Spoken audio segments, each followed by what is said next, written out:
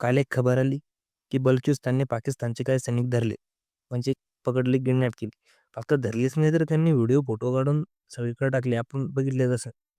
मैं केपीके जिले स्वाभावी का रहने वाला हूँ। मैं अक्टूबर 2022 में भर्ती हुआ हूँ। अभी मेरा रैंक नायक है। मैं कराची छुट्टी जा रहा था, रास्ते में बीएलए वालों ने हमें पकड़ लिया और अभी हम उनके पास। पण मुद्दा हा आहे की यांना पकडले का? बलुचिस्तान म्हणत आहे की आमचे जे प्रिजनर्स आहे तुम्ही ते आम्हाला वापस करा. जे माणसं असन ते त्यांची BLAचे सैनिक असन आम्ही यांना वापस करून टाकू. पण पॉइंट हा आहे की या पाकिस्तानच्या हँड फोर्सेसला पकडून घेण्यात खूप मजा येते. कारण मागे आपण बघितलं ते अफगाणिस्तान सोबत सुद्धा असंच यांची कॉन्फ्लिक्ट झाली होती. तालिबाननी यांना काही जणांना पकडलं, त्याचे कपडे काढले आणि ते कपडे काढून त्या बंदुकीच्या बॅरलला लावले आणि गल्ले गल्ल्यात फिरवले आणि सांगितलं, "ही तुमची अवकात." त्यानंतर त्यांना काय झालं हे माहिती. पण इथं वाटत आहे की पाकिस्तान यांना काही एक्सचेंज करणार नाही.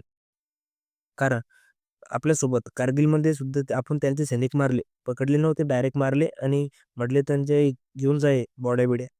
ते म्हणे हे आमचे नाहीच आहे. आणि असं आहे पाकिस्तान. आपल्या सैनिकाला खुद न घेणार. पाकिस्तानमध्ये नेहमी कधीही अस्थिर सरकार, आतंकवाद्यांना घातलेले खतपाणी, USAची टाईम टू टाईम चाटणे, खाजा आसिफ सांगताय त्याप्रमाणे पाकिस्तानचा केलेला टॉयलेटप्रमाणे वापर, टॉयलेट पेपरप्रमाणे. त्यामुळे बाहेर देशात झालेली यांची इज्जत. कारण आपण काल बघितलंच. कसं नटून-थटून अशी म्हणून गेले होते. गाडीने रस्त्यात अडवलं म्हणे आयडी उडेल. ही यांची इज्जत. बिलीकडे उच्च कोटीचे हत्यार आहे. असे खाजा असे म्हणताय. Night vision glasses, rifle, sensor. पण हे आले कुठून? हे आले USA कडून. कारण USA अफगाणिस्ताननी यांना हाकलून लावले आणि त्याच्यानंतर राहिलेले यांची मिसाईल वगैरे बंदुकी हे सर्व आता BLA कडे आले. त्यांच्याकडे बी आहे, पण काही त्यांनी यांना दिला. आता करायचं तरी काय? आता बलुचिस्तान आर्मीमध्ये सामान्य लोकांचा मोठा वर्ग आलेला आहे. फक्त पुरुषच नाही तर आपण बघितलं ऑपरेशन हेरॉपमध्ये त्या विशीतील 2 महिलांनी कसं पाकिस्तानच्या सरकारला आणि आर्मीला घाम फोडला.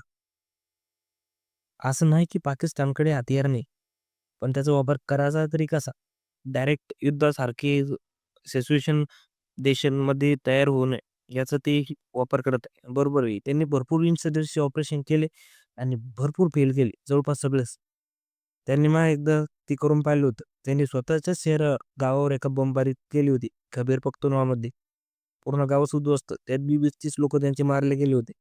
बलुचिस्तानी याचाच फायदा घेत आहे आणि गोरिला वॉर करत आहे. ते त्यांना कोणी फेल करू शकत नाही. आणि आपल्याला माहिती आहे गोरिला वॉरफेअर म्हणजे गनिमी कावा आणि गनिमी कावा म्हणतात नाव समोर येतं ते फक्त महाराज, महाराज आणि महाराज जिंकले.